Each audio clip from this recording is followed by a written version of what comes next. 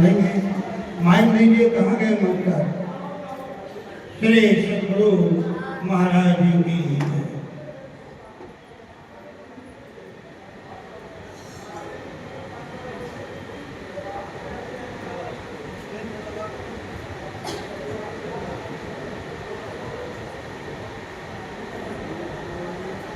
इधर से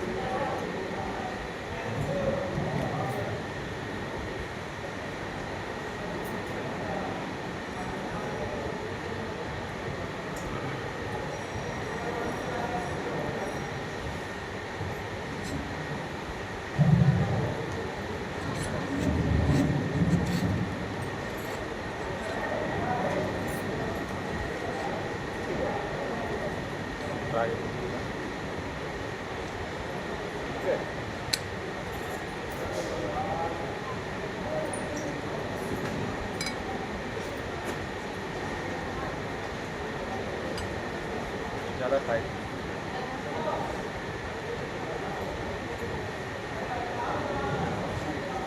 बोलिए प्रेम से श्री सदगुरु महाराज की जय।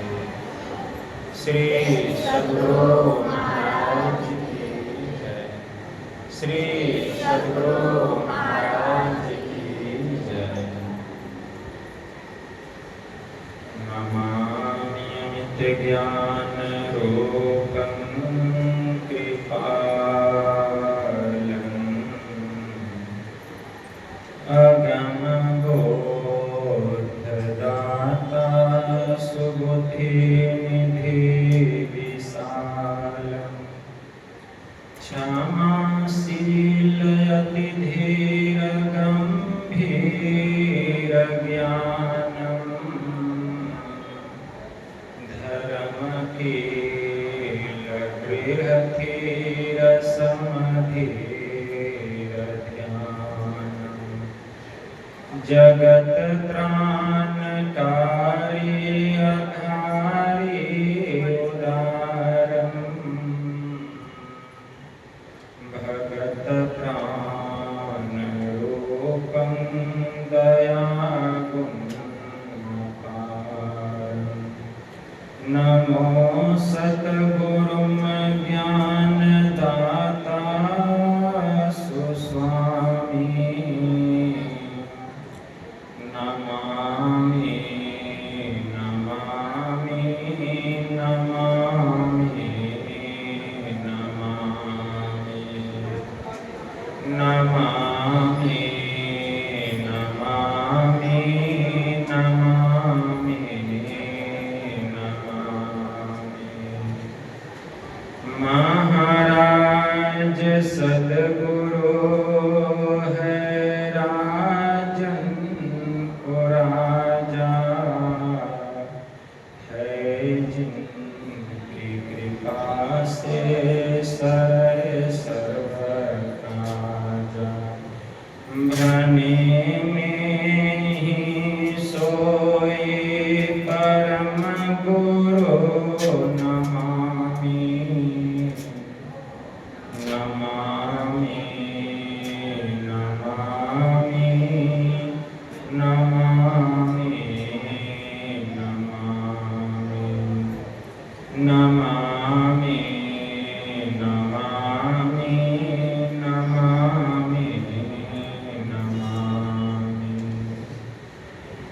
श्री सद्गुरु महाराज की जय। अव्यक्त रूप में प्रातः स्मरणीय अनंत श्री परम विभूषित परमाराध्य संत सद्गुरु महाराज के पावन कमल चरणों में बारंबार नमन। आदरणीय सत्संग प्रेमी गुरुजनों, भक्तिमती माताओं एवं धर्मशिला बहनों, आप लोगों को यह सर्वविदित हो चुका है कि आज का यह जो भव्य संतमत सत्संग का जो आयोजन है, हमारे आदरणीय निरंजन खंडेवाल जी और उनकी अर्धांगिनी शारदा खंडेवाल जी अपने सुपुत्र के विवाह के उपरांत दोनों वर वधू के उज्जवल भविष्य के लिए घर परिवार के समस्त लोगों ने मिलजुल कर यह संत मत सत्संग का आयोजन किए हैं। इस संत मत सत्संग के द्वारा ज्ञान योग युक्त एकमात्र ईश्वर भक्ति का संदेश दिया जाता है, उपदेश दिया जाता है। प्रत्येक प्राणी मात्र को बोध कराया जाता है कि ज्ञान क्या है, योग क्या है, भक्ति क्या है, जीव क्या है, माया क्या है, ब्रह्म क्या है। इन सभी रहस्यमय बातों का ज्ञान सत्संग के माध्यम से यह जो जीव अबोध बना हुआ है, सत्संग श्रवण करते करते एक दिन वह सुबोध और परम ज्ञानी हो जाता है। अभी संत स्तुति और गुरु वंदना से पाठ का शुभारंभ हुआ। हम लोगों ने अति ही मनोयोग पूर्वक पाठ का श्रवण किया। तत्पश्चात श्री रामचरितमानस सार सटीक प्रथम सोपान बालकांड से भी हम लोगों ने पाठ का श्रवण किया है। पाठ के क्रम में हम लोग संत और सत्संग की महिमा के संबंध में श्रवण कर रहे थे। गोस्वामी जी ने मानस में बड़ा अच्छा लिखा, बंदौ प्रथम महीसुर चरना अमोह जनित संशय सब हरना। गोस्वामी जी क्या कह रहे हैं? सबसे पहले स्वर्गीय आदि देवी देवताओं की वंदना हो चुकी, जिसमें गणेश जी सर्वप्रथम पूजे जाते हैं। अब इस धरती पर के देवता की वंदना की जाती है और इस धरती पर के सबसे बड़े देवता कौन हैं? तो गोस्वामी जी ने लिखा, बंदौ प्रथम महीसुर चरना। इस धरती पर के सबसे बड़े देवता महीसुर हैं। महीसुर किसको कहा गया? महीसुर कहा गया विप्र को। विप्र किसको कहा गया? ब्राह्मण को। लेकिन ब्राह्मण कौन, ये भी जानना पड़ेगा। भगवान शिव जी ने ज्ञान संकलिनी तंत्र में माता पार्वती से कहा कि हे महेश्वरी, न वेदम वेद मिथ्याहुर वेदो ब्रह्म सनातनम ब्रह्म विद्यारतो यस्तु विप्रो सह वेद पारगः। कि वेद को वेद नहीं कहते हैं, नित्य सत्य ब्रह्म को ही वेद कहते हैं और ब्रह्म ज्ञान में निरत व्यक्ति को ब्राह्मण और वेद पारदर्शी कहते हैं। ब्राह्मण किसको कहें? ब्राह्मण भगवान शिव किनको कहें? क्या करें? वेद को वेद नहीं कहते हैं। न वेदम वेद मिथ्याहुर वेदो ब्रह्म सनातनम ब्रह्म विद्यारतो यस्तु विप्रो स वेद पारगः। वेद को वेद नहीं कहते हैं, नित्य सत्य ब्रह्म को ही वेद कहते हैं और ब्रह्म ज्ञान में निरत व्यक्ति को ब्राह्मण, जो ब्रह्म ज्ञान में निपुण है, जो वेद पारदर्शी है, ऐसे महापुरुषों को ब्राह्मण कहते हैं, चाहे वह किसी भी वर्ण का क्यों न हो। ये चाहे वह किसी भी वर्ण का क्यों न हो, उसी को ब्राह्मण कहा गया। तो जो ब्रह्म को जान ले वही ब्राह्मण, जो ब्रह्म को जाने वह ब्राह्मण। एक बड़े उच्च कोटि के महापुरुष हो गए संत चरण दास जी महाराज। उनकी वाणी में आया, ब्राह्मण सोई जो ब्रह्म पिछाने, बाहर जाता भीतर आने, पांचों बस करी झूठ न भाखे, अदया जनेऊ हृदय राखे, आत्म विद्या पढ़े पढ़ावे, परमात्म का ध्यान लगावे, काम क्रोध मद लोभ न होई, अचरण दास कहे ब्राह्मण सोई। तो ब्राह्मण किनको कहा गया? तो ब्राह्मण सोई जो ब्रह्म पिछाना। ब्राह्मण उसी को कहते हैं जिसने कि ब्रह्म को जान लिया, जिसने कि ब्रह्म को पहचान लिया। बाहर जाता भीतर आने, जो बाह्य इंद्रियों की घाटों से अपनी चेतन की धाराओं को समेट करके अंतर्मुख होने की विद्या जानता है। पांचों बस करी झूठ न भागे, जिसने पांचों ज्ञान इंद्रियों को अपने काबू में कर लिया है। इंद्रियां के अधीन वह नहीं है जिसके इंद्रियां जिसके अधीन है। पांचों बस करी झूठ न भागे, दया जनेऊ हृदय राखे।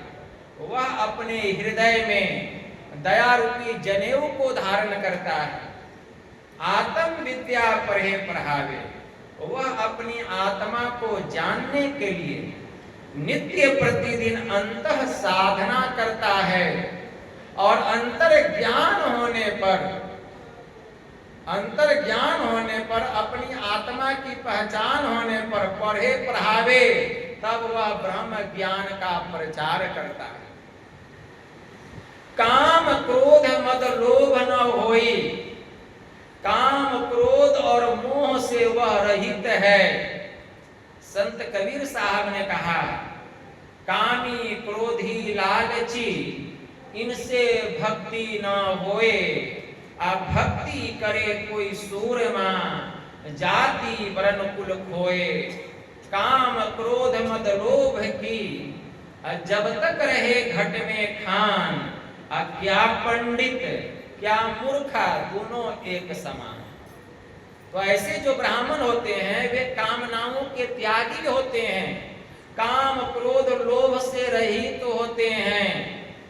काम क्रोध मद लोभ न होई, अचरण दास कहे ब्राह्मण सोई।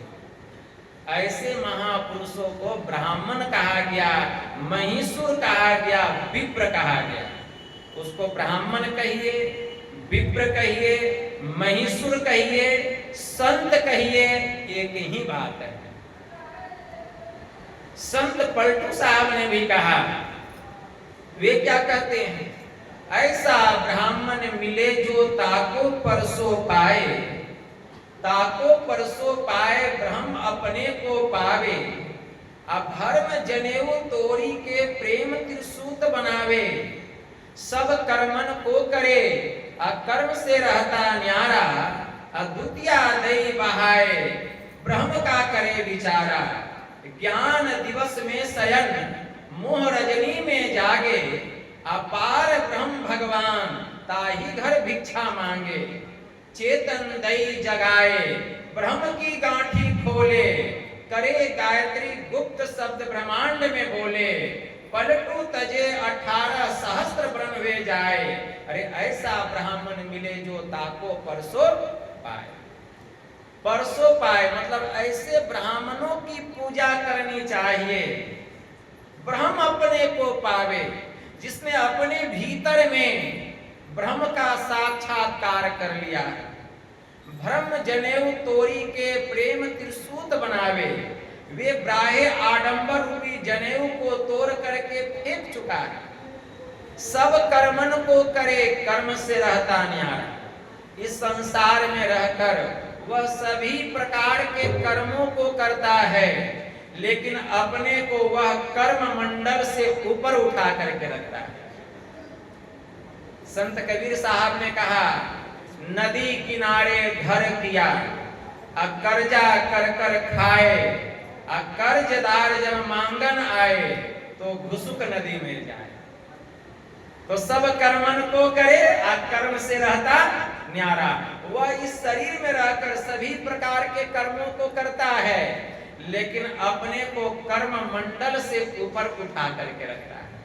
कर्म मंडल मतलब त्रिकुटी महल से अपने को ऊपर उठा करके रखता है। तो सब कर्मन को करे और कर्म से रहता न्यारा।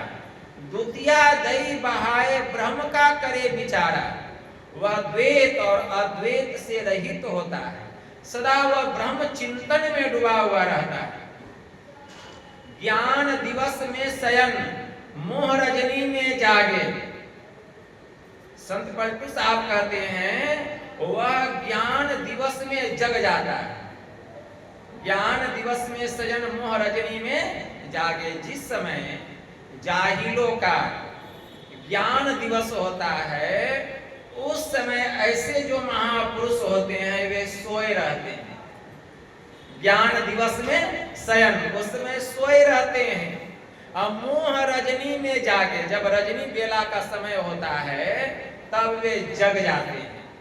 मतलब ब्रह्म बेला में वे जग जाते हैं।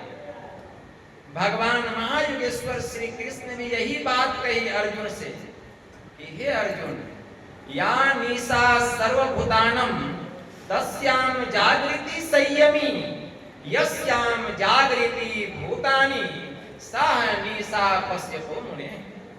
कि हे अर्जुन, जिस समय सभी भोगी लोग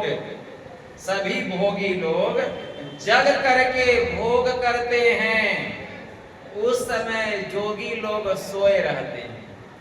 और जिस समय भोगी लोग सो जाते हैं, उस समय जोगी लोग रजनी के समय, ब्रह्म बेला के समय बैठ करके अंतः साधना करते हैं, ध्यान करते हैं।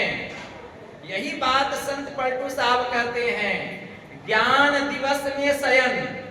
जिस समय भोगी लोग सोए रहते हैं, उनका ज्ञान दिवस होता है, उस समय जोगी लोग जो है सोए रहते हैं, जिसमें वे भोग करते हैं। और जब भोगी लोग भोग करके 12 बजे, 1 बजे, 2 बजे सो जाते हैं, उस समय जोगी लोग जग करके ध्यान साधना करते हैं। पार ब्रह्म भगवान ताही घर भिक्षा मांगे।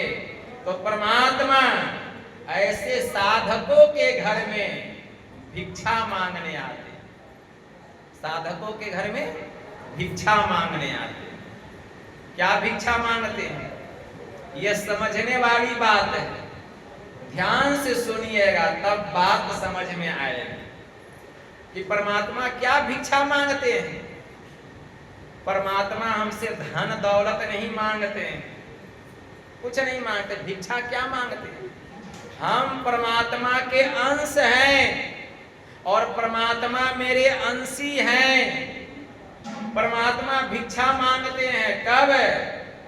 जबकि हम ध्यान करते हैं। जो ध्यान करता है उसी के घर में भिक्षा मांगने आते हैं, जो ब्रह्म बेला में जग करके ध्यान करता है। गुरु की कृपा होती है, ईश्वर की कृपा होती है, और ईश्वर की कृपा से, गुरु की कृपा से साधक की दृष्टि की दोनों धार जा करके सुषुम्ना में जुट जाती है। पर्दा खुलता है, अंधकार का पर्दा खुलता है, और परमात्मा भिक्षा मांगते हैं कि बेटा अब तुम मेरे पास आ सकते हो। यही भिक्षा मांगते हैं कि अब तुम मेरे पास आ सकते हो। तो वह भिक्षा किसके यहाँ जाके मांगते हैं? जो ब्रह्म बेला में जग करके ध्यान करता है। तो ईश्वर कृपा करते हैं, उसकी दृष्टि की दोनों धार एक होती है, अंधकार का मंडल फटता है, और परमात्मा कहते अब तुम मेरे पास आ सकते हो। चेतन दई जगाए, चेतना जग जाती है, ब्रह्म की गांठी खोले। संत पलटू साहब कहते हैं चेतन दई जगा, चेतन जग गया, ब्रह्म की गांठी खोले, करे गायत्री गुप्त शब्द ब्रह्मांड में बोले। और गांठ कहां खुलती है? गांठ यहां नहीं खुलती है, गांठ जड़ और चेतन की गांठ है। गोस्वामी जी ने मानस में लिखा, जड़ चेतन ही ग्रंथि परी गई, यद्यपि मृषा छुटत कठिनाई। जड़ और चेतन की गांठ पड़ी हुई है, जब तक जड़ और चेतन की गांठ खुलेगा नहीं, परमात्मा रूपी लाल का दर्शन होगा नहीं। अगर हम परमात्मा रूपी लाल का दीदार करना चाहते हैं तो जड़ और चेतन का जो गांठ है उस गांठ को खोलना पड़ेगा। स्थूल मंडल, सूक्ष्म मंडल, कारण मंडल, महाकारण मंडल, इसको जड़ कहा गया। और केवल्य मंडल, इसको चेतन कहा गया। ये जो चार मंडल हैं, स्थूल मंडल, सूक्ष्म मंडल, कारण मंडल, महाकारण मंडल, इसको अपरा प्रकृति कहा गया। और जो चेतन मंडल है, केवल्य मंडल है, उसको प्रा प्रकृति कहा गया। यही जड़ और चेतन की गांठ पड़ी हुई। तो जब तक ये जड़ और चेतन की गांठ खुलेगी नहीं, परमात्मा रूपी लाल का दर्शन होगा नहीं। संत कबीर साहब ने कहा, लाली मेरे लाल की जित देखूं तित लाल, लाली देखन मैं गई, अब मैं भी हो गई लाल। लाल लाल जो सब कोई कहे, सबकी गांठी लाल, गांठी खोली परखे नाही, तासो भयो कंगाल। तो जब तक हम गांठ खोलेंगे नहीं, कंगाल बने रहेंगे। सबके भीतर में परमात्मा रूपी लाल है, लेकिन दर्शन हो रहा है नहीं। क्यों? जड़ और चेतन की गांठ पड़ी हुई है। उस गांठ को खोलना पड़ेगा, उस गांठ को खोलना पड़ेगा। संत कबीर साहब ने कहा, संत कबीर साहब कहते हैं, क्या कहते हैं? संत कबीर साहब की वाणी में आया कि अपने घट दियना बारू रे, नाम का तेल सूरत के बाती, ब्रह्म अग्नि उदगारो रे। जगमग ज्योत निहारू मंदिर में, तन मन धन सब बारू रे।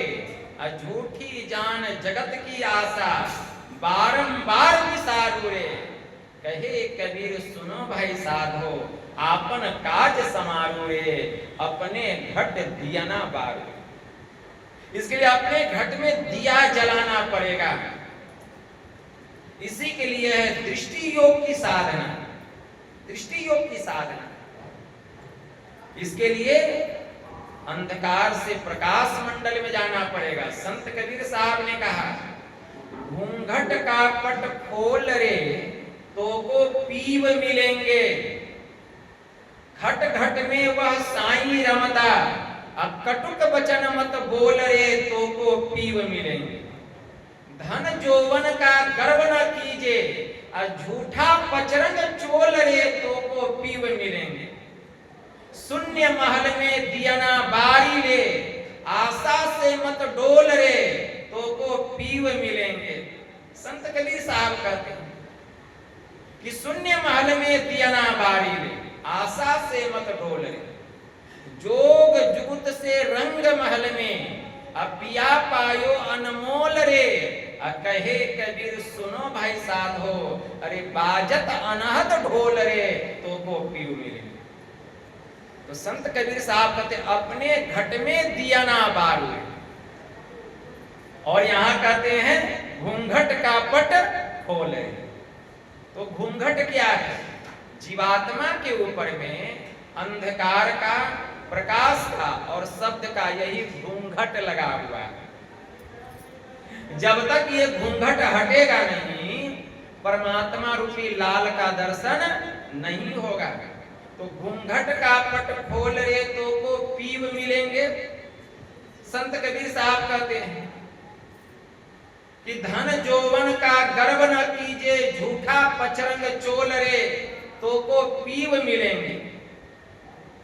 धन और जवानी का गर्व नहीं कीजिए। एक बड़े उच्च कोटि के महापुरुष हो गए महायोगी गुरु गोरखनाथ जी महाराज। उनकी वाणी में आया,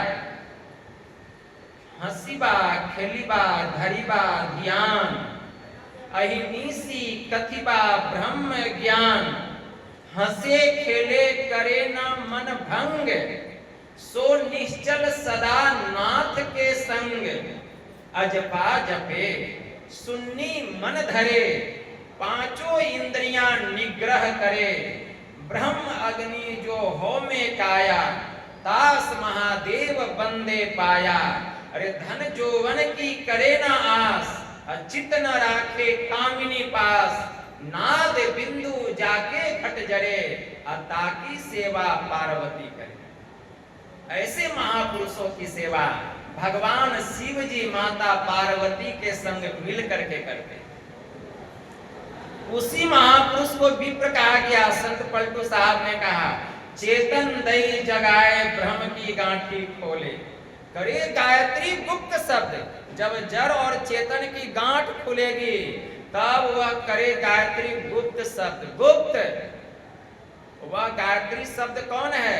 एक गायत्री मंत्र है, लोग उसका जप करते हैं, ठीक है ना। और एक जो है करे गायत्री गुप्त शब्द, उसका जप नहीं होता है, उसका ध्यान होता है। एक है ओम, गायत्री मंत्र है ना, ओम भूर्भुवः, गायत्री मंत्र है, उसका लोग क्या करते हैं? जप करते हैं। लेकिन ये जो गायत्री मंत्र है इसका जप नहीं होता है, इसका ध्यान होता है।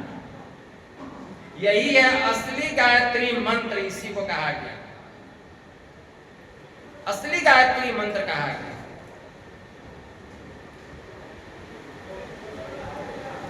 तो संत पलटू साहब कहते, करे गायत्री गुप्त शब्द ब्रह्मांड में बोले। तो जब तक जड़ और चेतन की गांठ नहीं खुलेगी, हमारी सूरत उस ब्रह्मांड के शिखर पर चढ़ाई नहीं करेगी। जब हमारी सूरत ब्रह्मांड के शिखर पर चढ़ाई करती है, तब वह जो गायत्री मंत्र है, वह जो गुप्त शब्द है, वह हमें सुनाई देता है, उसकी अनुभूति होती है। और ये तो लोग जप करते हैं, ओम भूर्भुवः तस्य विदुरवरेण्यं भर्गो देवस्य धीमहि धियो यो न प्रचोदयात्। तो इस मंत्र का जप करने से परमात्मा रूपी लाल की प्राप्ति नहीं होगी। वह जो गुप्त शब्द है, करे गायत्री गुप्त शब्द ब्रह्मांड में बोले, वह जो ब्रह्मांड में हो रहा है उसका ध्यान करना पड़ेगा। तो जब तक जड़ और चेतन की गांठ नहीं खुलेगी, उस शब्द की अनुभूति नहीं होगी। यही संत पलटू साहब कहते हैं, पलटू तजे 18 सहस्त्र ब्रह्म वे जाए। अरे ऐसा ब्राह्मण मिले जो ताको परसो पाए। ऐसे जो महापुरुष होते हैं, ऐसे जो ब्राह्मण होते हैं, ऐसे जो संत होते हैं, ऐसे संत को विप्र कहा गया, ब्राह्मण कहा गया, इसी को महीसुर कहा गया। वही गोस्वामी जी लिखते हैं, बंदौ प्रथम महीसुर चरना। मैं ऐसे महीसुर के चरणों की वंदना करता हूँ, मोह जनित संशय सब हरना, जिनके शरण में चले जाने पर अज्ञानता रूपी रात्रि का जितना भी दोष है, जितना दुख है, जितने हमारे भीतर के संशय हैं, सबका वे हरण कर लेते हैं। गोस्वामी जी लिखते हैं श्री रामचरितमानस में, जो सही दुख पर छिद्र दुरावा, बंदनीय जेहि जग जसु पावा। जो स्वयं दुख सह कर दूसरों के दोषों पर पर्दा डाल देता है, संसार में वह बड़ाई करने योग्य यश को प्राप्त करता है। जो सही दुख, समझिए बात, जो स्वयं दुख सहकर किसी की बुराई पर पर्दा डाल दे, संसार में उसकी पूजा होती है। जो सही दुख पर छिद्र मतलब दूसरे का पाप पर पर्दा डालता है। अगर हम दूसरे का थोड़ा सा पाप देख लेते हैं तो पर्दा नहीं डालते, उसको उघाड़ते हैं। कितना उघरे, उघाड़ते उघाड़ते उघाड़ते उसको तिल का तार बना देते हैं। क्या? लेकिन यहाँ गोस्वामी जी क्या कह रहे हैं? जो सही दुख है पर छिद्र दुरावा। अगर दूसरे के दोष पर पर्दा डालने के लिए अगर आपको दुख भी सहना पड़े और स्वयं दुख सहकर जो किसी के पाप पर पर्दा डाल देता है, संसार में एक दिन उसकी पूजा होती है, उसकी वंदना होती है। लेकिन हम लोग उसके दोष को उघाड़ते जाते हैं। क्या वंदना होगी, क्या पूजा होगी? जो भी हमारे भीतर का पुण्य है वह भी साफ हो जाएगा। एक समय की बात है, एक बार धर्मराज युधिष्ठिर और दुर्योधन दोनों मिल करके वेदव्यास जी महाराज के पास आए और वेदव्यास जी महाराज से पूछे, दुर्योधन कि गुरुदेव बतलाइए हम दोनों भाइयों में क्या अंतर है, कि हम दोनों भाइयों में क्या अंतर है बताइए। तो वेदव्यास जी महाराज कहते हैं कि देखो दुर्योधन, बताने के पहले तुम दोनों भाइयों को मेरा एक काम करना पड़ेगा। क्या? कहिए गुरुदेव।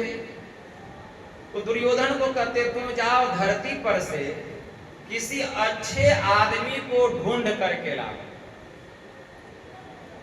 और धर्मराज युधिष्ठिर को कहते हैं तुम भी जाओ धरती पर और किसी बुरे आदमी को ढूंढ कर लाओ। दोनों भाई चले। दुर्योधन खोजते खोजते थक गया, लेकिन धरती पर कहीं भी एक भी उसको अच्छा आदमी नहीं मिला। खाली हाथ आए वेदव्यास जी महाराज के पास।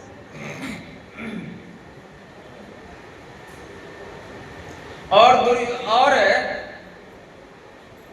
धर्मराज युधिष्ठिर धरती पर खोजते खोजते थक गए, लेकिन कहीं भी एक भी उनको बुरा आदमी नहीं मिला।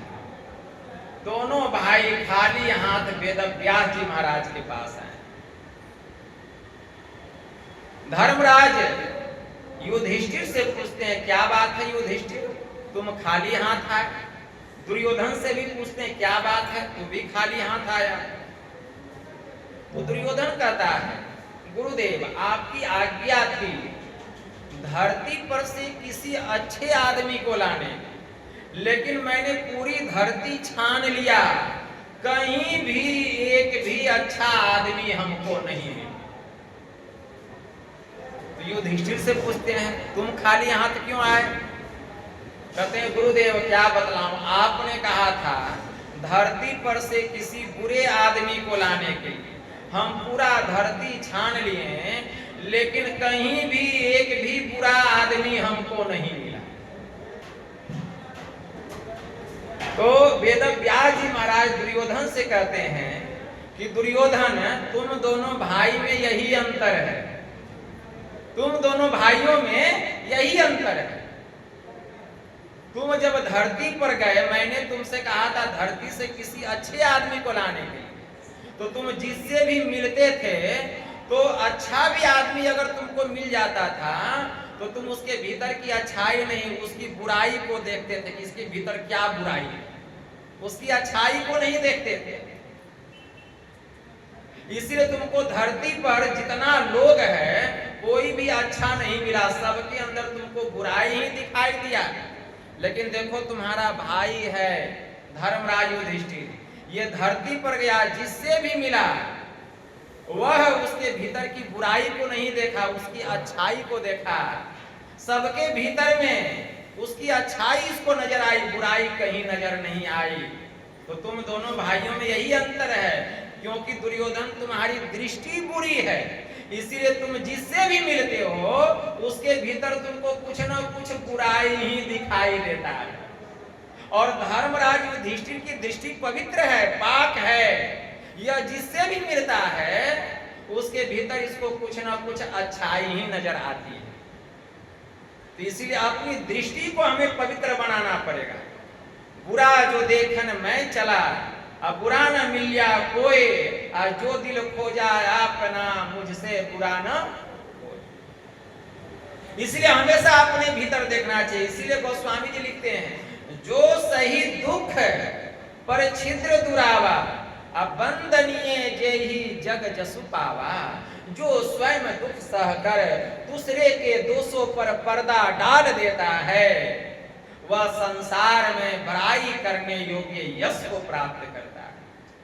गोस्वामी जी ने मानस में लिखा, मुद मंगलमय संत समाजो, जो जग जंगम तीर्थ राजो। यह जो संतों का समाज है, यह चलता फिरता जंगम तीर्थराज है। और इस तीर्थराज में राम भगति जहाँ सुरसरी धारा, सरसई ब्रह्म विचार प्रचारा, विधि निषेधमय कलिमल हरणी, अकरम कथा रवि नंदनी बरनी। और इस जंगम तीर्थराज में राम भक्ति का प्रचार, यह गंगा जी की धारा है, गंगा जी की धारा। और ब्रह्म विचार का प्रचार, यह सरस्वती की धारा है। और कर्तव्य कर्म, अकर्तव्य कर्म, विधि कर्म और निषेध कर्म, यह कलिमल नाशक जमुना जी की धारा है। गोस्वामी जी ने लिखा, मतलब राम भगति जहाँ सुर सरी धारा, इसको ध्यान से समझिए। इसी जंगम तीर्थराज में जब संत महापुरुष राम के सगुण सकार रूप की चर्चा करने लग जाएं, उनकी लीलाओं का, उनकी कथाओं का वर्णन करने लग जाएं, तो समझ जाइए इस सत्संग में गंगा जी की धारा बह रही है। और अगर हम मनोयोग पूर्वक सत्संग श्रवण कर रहे हैं, तो विश्वास रखिए हम अत्यंत श्रद्धा के साथ, प्रेम के साथ गंगा नदी में डुबकी लगा रहे हैं। इसी सत्संग में, इसी जंगम तीर्थराज में, जंगम तीर्थराज इसको क्यों कहा गया? चलता फिरता, चलता फिरता जो तीर्थराज है, इसी को जंगम तीर्थराज कहा गया। अभी हम यहाँ आप लोगों को सत्संग सुना रहे हैं, कल कहीं और सुनाएंगे। अभी आप यहाँ बैठे हैं, कहीं कल और बैठिएगा। तो ये जो चलता फिरता तीर्थराज है, इसको जंगम तीर्थराज कहा गया। और एक है जड़ तीर्थराज, जो एक जगह पर बैठा हुआ है। वहां आप लोग को जाना पड़ेगा, जैसे बद्रीनाथ, केदारनाथ, अमरनाथ, द्वारिका, जगन्नाथपुरी। तो ये सब जड़ तीर्थराज है। लेकिन यह जो सत्संग है, यह चलता फिरता जंगम तीर्थराज, इसको जंगम तीर्थराज कहा गया। और इस जंगम तीर्थराज में राम भक्ति का प्रचार, यह क्या है? गंगा जी की धारा। भी सुने ना, अगर इसी सत्संग में संत महापुरुष सर्वेश्वर के सगुण सकार रूप का वर्णन करने लग जाएं, उनकी लीलाओं का, उनकी कथाओं का वर्णन करने लग जाएं, तो समझ जाइए इस सत्संग में गंगा जी की धारा बह रही है। और अत्यंत श्रद्धा और प्रेम के साथ अगर हम सत्संग श्रवण कर रहे हैं, तो अब मान लीजिए, समझ लीजिए, अत्यंत श्रद्धा और प्रेम के साथ हम गंगा नदी में डुबकी लगा रहे हैं। इसी सत्संग में जब संत महापुरुष ब्रह्म के निर्गुण निराकार रूप की चर्चा करने लग जाएं, प्रकाश मंडल की, शब्द मंडल की, त्रिकुटी महल, भंवर गुफा, प्रकृति मंडल, केवल्य मंडल, परम पद की चर्चा करने लग जाएं, तो समझ जाइए इस सत्संग में सरस्वती की धारा बह रही है, सरस्वती की धारा बह रही है। और अगर हम मनोयोग पूर्वक सत्संग श्रवण कर रहे हैं, तो विश्वास कीजिए अत्यंत श्रद्धा और प्रेम के साथ हम सरस्वती नदी में डुबकी लगा रहे हैं। तो समझ गए गंगा की धारा क्या है और सरस्वती की धारा क्या है। इस सत्संग में त्रिवेणी की धारा बह रही है, गंगा जमुना और सरस्वती की धारा बह रही है। तो गंगा की धारा क्या है, इस सत्संग में जब संत महापुरुष परमात्मा के सगुण साकार रूप की चर्चा करने लग जाएं, उनकी लीलाओं का, उनकी कथाओं का वर्णन करने लग जाएं, तो समझिए गंगा जी की धारा बह रही है।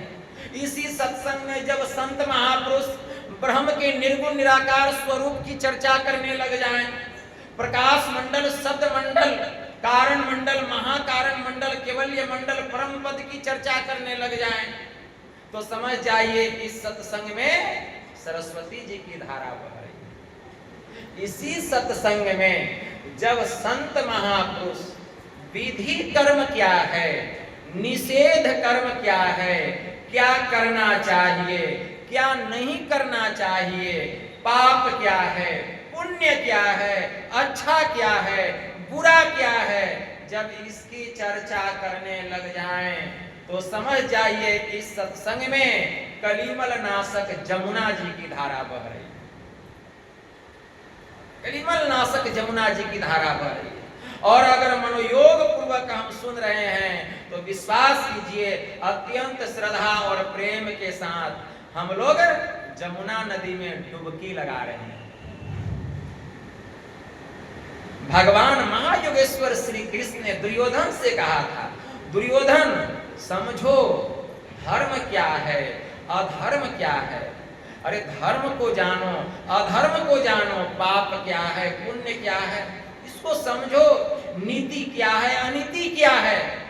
दुर्योधन ने क्या कहा, केशव आप मुझको मत समझाइए धर्म और अधर्म के बारे में, मैं सब जानता हूं कि धर्म क्या है, अधर्म क्या है, पाप क्या है, पुण्य क्या है, मैं जानता हूं। जनामि धर्मम न च मे प्रवृत्तिः, जनामि अधर्मम न च मे निवृत्तिः, केनापि देवान् हृदय स्थितेन यथा नियुक्तो अस्मि तथा करोमि। कि हे केशव, मैं धर्म को जानता हूं लेकिन धर्म के काम में मेरी रुचि नहीं है। मैं धर्म को जानता हूं लेकिन उसमें मेरी रुचि ही नहीं है। हे केशव, मैं अधर्म को भी जानता हूं, जनामि अधर्मम न च मे निवृत्तिः, मैं अधर्म को भी जानता हूं लेकिन उधर से मेरी निवृत्ति नहीं है, क्योंकि उसी में मेरी रुचि है। जानते हो क्यों? क्योंकि केनापि देवान् हृदय स्थितेन यथा नियुक्तो अस्मि तथा करोमि, क्योंकि कोई ऐसा देवता है जो मेरे हृदय में बैठा हुआ है, वह जैसा जैसा कहता है वही वही तो मैं करता हूं। अब बताइए कि अगर किसी के हृदय में देवता बैठ जाए तो क्या कहेगा, धर्म का काम नहीं करो, अधर्म का करो, शुभ कर्म नहीं करो, अशुभ करो, पुण्य नहीं करो, पाप करो, ऐसा देवता कहेगा? किसी के हृदय में देवता बैठा रहेगा तो? अब दुर्योधन के हृदय का देवता जो है यही कह रहा है कि धर्म नहीं करो, अधर्म करो, पाप मत करो, पुण्य करो। इसका मतलब उसके हृदय में देवता नहीं, कोई दानव बैठा हुआ है, कोई राक्षस बैठा हुआ है। यह देवता का स्वभाव नहीं है, यह राक्षसों का, दानवों का स्वभाव है। तो इसीलिए शुभ कर्मों को करना चाहिए, अशुभ कर्मों को, अशुभ कर्मों से अपने को हटाकर बचा करके रखना चाहिए। तो यही है गंगा, जमुना और सरस्वती की धारा। गोस्वामी जी लिखते हैं, गोस्वामी जी लिखते हैं श्री रामचरितमानस में, हरिहर कथा विराजती बेनी, सुनत सकल मुद मंगल देनी। इस सत्संग में हरि और हर की कथा वेणी त्रिवेणी रूप में शोभा पाती है, जो सुनते ही आनंद और कल्याण को देने वाली, आनंद और कल्याण। इस सत्संग में हरि और हर की कथा वेणी अर्थात त्रिवेणी के रूप में शोभा पाती है, जो सुनते ही आनंद और कल्याण को देने वाली है। क्या? कहते हैं बट विश्वास अचल निज धर्मा, तीरथ राज समाज सुकर्मा। मतलब इस सत्संग में अपने धर्म की अचलता, इस सत्संग में अक्षय वट वृक्ष के समान, इस सत्संग में अपने धर्म पर स्थिर रहना, यही अक्षय वट वृक्ष है। वट विश्वास अचल निज धर्मा, यह अक्षय वट वृक्ष के समान है। तीरथ राज समाज सुकर्मा, और जितने भी सुंदर सुंदर कर्म हैं इस तीर्थराज के मेले हैं। जो आप सुंदर सुंदर कर्मों को करते हैं, गोस्वामी जी लिखते हैं अकथ अलौकिक तीरथ कराओ, अदेई सत्य फल प्रगट प्रभाव। इस तीर्थराज का वर्णन करना, इस दिव्य तीर्थराज का वर्णन करना, इस अलौकिक तीर्थराज का वर्णन करना मेरी शक्ति के बाहर है, क्योंकि यह तत्काल फल देता है। यह दिव्य तीर्थराज, अलौकिक तीर्थराज है, यह तुरंत फल देता है।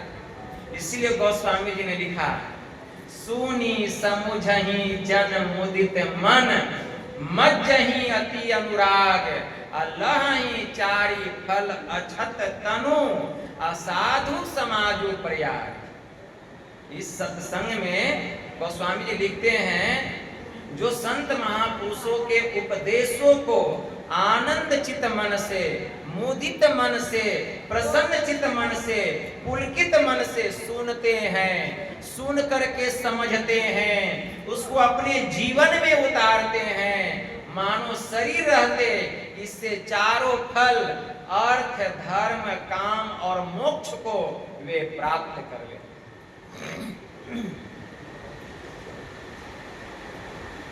गोस्वामी जी मानस में लिखते हैं चारों फलों की प्राप्ति हो जाती है। सबसे पहले परमात्मा उसको धन देते हैं, उसके बाद धन से धर्म होता है, उसके बाद सभी प्रकार की कामनाओं की पूर्ति होती है और अंत में उसको मोक्ष मिल जाता है। ये चारों फलों की प्राप्ति हो जाती है, चारों फल की प्राप्ति हो जाती है, अर्थ, धर्म, काम और मोक्ष। तो सत्संग की महिमा अपार है, कहने से बाहर है, लेकिन सत्संग के सब अधिकारी नहीं है। एक बड़े उच्च कोटि के महापुरुष हो गए स्वामी रामावतार दत्त जी महाराज। उनकी वाणी में आया संत वचन वह सुधा, देव भी जिसके सदा भिखारी। संत वचन वह धन है जिसका नर ही है एकमात्र प्रधान अधिकारी। मर्त्य अमर बन जाता जिससे वह संजीवन रज है। संत वचन सब भवरोगों का राम बाण भेषज है। वेद शास्त्र अनुभूति तपस्या का जिसमें संचय है। संतों का वर वृद वचन वह मंगलमय निर्भय है। क्यों बैठा कर्तव्य मूढ़ नर बन चिंता का वाहन। अरे संत वचन के सुधा सिंधु में कर संतत अवगाहन। दूर असत से कर सतपथ की ओर लगाने वाला और मृत्यु से हटा अमरता को पहुंचाने वाला। तम से परे ज्योति के जग में होता जो जगमग है। सचिव चन्मय उस परम धाम को संत वचन सूची मग है। अरे कौन बताए संतों की वाणी में कितना बल है। दासी सूत देवर्षि बन गया और जीवन हुआ सफल है। उसी संत के प्रवचन ने यह प्रभाव दिखलाया। दैत्य वंश में देवपम भक्त प्रहलाद प्रकट हो आया। अगणित बार संत वाणी ने निज प्रभाव प्रगटाया। मान उसे ही बालक ध्रुव ने हरि का ध्रुव पद पाया। अरे एक लुटेरा था जिसने मन से मान संतों की वाणी। अब वाल्मीकि बन गया आदि कवि भुवन विदित विज्ञानी। यह सत्संग की महिमा है। इसीलिए गोस्वामी जी ने लिखा सुनी आचरज करई जनि कोई असत संगति महिमा नहीं कोई। यह सुनकर कोई आश्चर्य न करें, क्योंकि सत्संग की महिमा छिपी हुई नहीं है। वाल्मीकि नारद घट जोनी, निज निज मुखनी कहै निज होनी। इन तीनों ऋषियों ने अपने अपने होने की कथा अपने अपने मुंह से कही। तो सत्संग की बड़ी महिमा है। सत्संग सबके जीवन में नहीं मिलता है।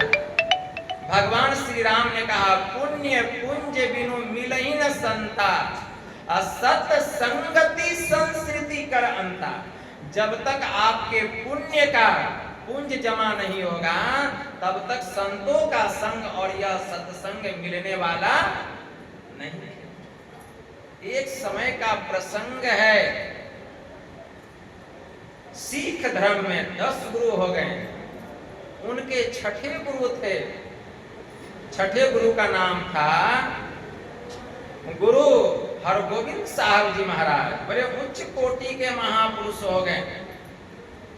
उसी समय एक राजा हो गए। उस राजा का नाम था,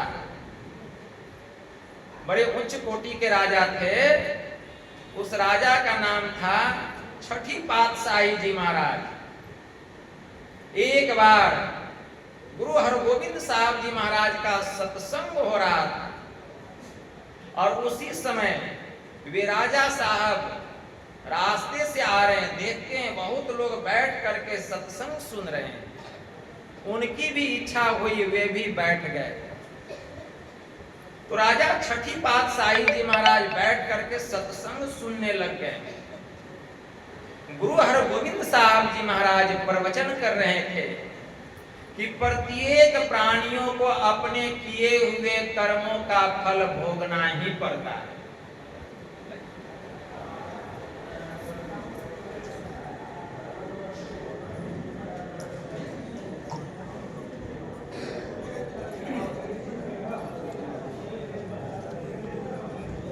लाइन चली गई क्या?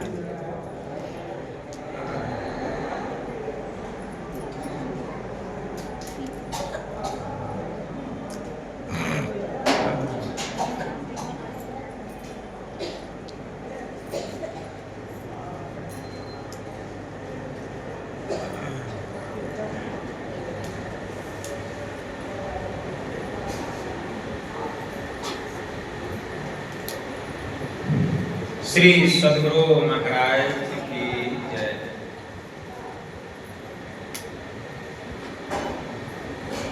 तो राजा छठी पातशाही जी महाराज बैठ करके सत्संग सुनने लग गए, और गुरु हरगोविंद साहब जी महाराज का सत्संग हो रहा था। गुरु हरगोविंद साहब जी महाराज सत्संग में कह रहे थे कि प्रत्येक प्राणियों को अपने किए हुए कर्मों का फल भोगना ही पड़ता है। चाहे कोई कितना भी सत्संग करे, तो भी उसको अपने किए हुए कर्मों का फल भोगना पड़ता है।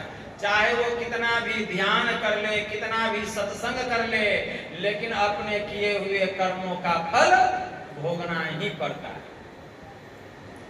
जब सत्संग समाप्त हो गया, राजा साहब सोचने लग गए, जब प्रत्येक प्राणियों को अपने किए हुए कर्मों का फल भोगना ही पड़ता है, तो ध्यान और सत्संग करने से और सुनने से लाभ क्या? मन में ये जिज्ञासा आ गई राजा के मन में। वे जाते हैं गुरु हरगोविंद साहब जी महाराज के पास, और जा करके कहते, गुरुदेव, जब सभी प्राणियों को अपने किए हुए कर्मों का फल भोगना ही पड़ता है, चाहे वह कितना भी ध्यान करे, कितना भी सत्संग करे, फिर सत्संग सुनने और ध्यान करने से लाभ क्या? तो गुरु हरगोविंद साहब जी महाराज कहते हैं, राजन देखो रात्रि हो गई है, जाओ अभी रात्रि को विश्राम करो, सुबह मेरे पास आना, तुम्हारी इस जिज्ञासा का समाधान हो जाएगा। छठी पातशाही जी महाराज चले गए, रात्रि में विश्राम करने लगे। जब रात में सोने के लिए अपने बिस्तर पर गए, तब वे स्वप्न देखने लगे। स्वप्न क्या देखते हैं? स्वप्न देखते हैं कि राजा साहब बहुत बीमार पड़ गए, बहुत बीमार पड़ गए और बीमारी के कारण उनका शरीर छूट गया। जब उनका शरीर छूटा तो उनका जन्म कहाँ हुआ? एक पहाड़ी के नीचे एक झोपड़ी है और वह चंडाल का झोपड़ी था। उसी चंडाल के घर में राजा का जन्म हुआ। देख रहे हैं, स्वप्न देख रहे हैं कि उसी चंडाल के घर में जन्म होता है। बड़े हुए, शादी विवाह हुआ, उसके बाद बाल बच्चे हुए, बाल बच्चे बड़े हुए, उसका भी शादी विवाह हुआ, उसके भी बाल बच्चे हुए, मतलब पोता पोती भी हो गया, पोता पोती भी बड़े हो गए, उसका भी विवाह हुआ। इतने में इनका राम नाम सत्य हो गया। अचानक राजा की नींद, अब तो ये सिर पकड़ के सोचने लगे, ये मैं क्या स्वप्न देख रहा था। देखते हैं सुबह हो गई। सुबह सुबह गए, कुल्ला आचमन किए, ध्यान किए, उसके बाद सब चीज से निवृत्त होकर के गुरु महाराज के पास जाते हैं और गुरु महाराज के पास जा करके कहते हैं, गुरुदेव अब मेरी शंका का आप समाधान कीजिए, लेकिन मैंने रात्रि में एक स्वप्न देखा। कहें ठहर जाओ, अभी ठहर जाओ, पहले देखो घोड़ा तैयार है, इस घोड़े पर बैठो और चलना है भ्रमण के लिए। घोड़े पर सवार हो गए। अचानक एक काला हिरण राजा के पीछे से भागा। इतने में हरगोविंद साहब जी महाराज कहते हैं, उस हिरण का पीछा करो। अब उस हिरण का पीछा करने लग गए। अब वह हिरण दौड़ते दौड़ते, छुपते छापते उसी पहाड़ी के नीचे चला गया, उसी झोपड़ी के पास। जब राजा साहब जाते हैं उस पहाड़ी के पास, देखते हैं यह तो वही झोपड़ी है जिस झोपड़ी में मेरा जन्म हुआ था। यही वह झोपड़ी है, इसी झोपड़ी में मेरा जन्म हुआ था। अब टीले पर से देखने लगे, उसमें से कुछ लोग निकले तो कहते, अरे यही तो मेरा बेटा है, यही तो मेरा पोता है, कहने लग गए। अचानक राजा साहब जो थे जाते हैं उस झोपड़ी के पास, तो कुछ लोग उनको पकड़ लेते हैं, कहते पिताजी आ गए, दादाजी आ गए। इतने में राजा साहब खोजते खोजते वहां पहुंच जाते हैं और वे कहते, देखो तुम्हारे पिताजी का चेहरा इनसे मिलता जुलता है, क्या एक ही शकल के दो व्यक्ति नहीं हो सकते हैं? अब आजकल एक ही शकल के 7 व्यक्ति बतलाए गए। कितने व्यक्ति? 7 व्यक्ति एक शकल के। ये तो 2 ही हैं, तो एक ही शकल के 2 व्यक्ति नहीं हो सकते हैं। तुम्हारे पिताजी का चेहरा इनसे मिलता है। ये जो है छठी पातशाही जी महाराज हैं, साकेत मंडी के राजा हैं। ये तुम्हारे पिताजी दादाजी नहीं है, छुड़ा करके लेके आते हैं। अब वहीं पर राजा साहब कहते हैं गुरु हरगोविंद साहब जी महाराज को कि गुरुदेव क्या बतलाऊं, मैं आपको बतलाने ही वाला था कि आपने मेरी बात नहीं सुनी। मैंने रात्रि में स्वप्न देखा कि बीमारी से मेरा शरीर छूट गया और उसी चंडाल की झोपड़ी में मेरा जन्म हुआ और वे सब मेरे बाल बच्चे थे, वे नाती पोते थे। अचानक मेरा भी राम नाम सत्य हो गया। सब लोगों ने श्मशान घाट में ले जाकर के मुझे जला दिया। तो इतने में गुरु हरगोविंद साहब जी महाराज कहते, सुनो राजन, सत्संग और ध्यान करने का यही फल है। मतलब सुनो, तुमसे एक कर्म ऐसा बन गया था, उस पाप कर्म के कारण जब तुम्हारा शरीर छूटता तो तुम उसी चंडाल की झोपड़ी में तुम्हारा जन्म होता और 100 वर्ष तक चंडाल की जोनी में तुमको रहना पड़ता और उस दुख का तुमको भोग करना पड़ता। लेकिन 100 वर्ष तक उस चंडाल की जोनी में रहकर कोई जो दुख भोगना था, वह तुम आकर तुमको जो मेरा दर्शन हुआ और तुमने जो सत्संग सुना, तो 100 वर्ष का दुख एक रात में खत्म हो गया। एक रात में ही खत्म हो गया। तो मतलब कितना भी सत्संग कीजिए, ध्यान कीजिए, लेकिन कर्म का फल सबको भोगना पड़ता है। अंतर केवल यही होता है कि कबीर दर्शन साधु के अब बड़े भाग दर्शाए, जो होवे सूली सजा कांटो ही टली जाए। इसलिए सत्संग ध्यान करेंगे तो 100 वर्ष का जो दुख है 24 घंटे में ही साफ हो जाएगा। तो यही फल है। इसलिए हमें नित्य प्रतिदिन ध्यान करना चाहिए और नित्य प्रतिदिन सत्संग करना चाहिए। इसीलिए हमारे परमाराध्य ने कहा, नित्य प्रति सत्संग कर ले प्यारा और तेरा कार सरे सारा। गुरु महाराज की वाणी में आया, संत चरणदास जी महाराज कहते हैं, हरि सेवा कृत 100 बरस और गुरु सेवा पल 4 तो भी नहीं बराबरी आवेदन किया विचार। क्या समझे? हरि सेवा कृत 100 बरस, कोई 100 बरस से हरि की सेवा कर रहे हैं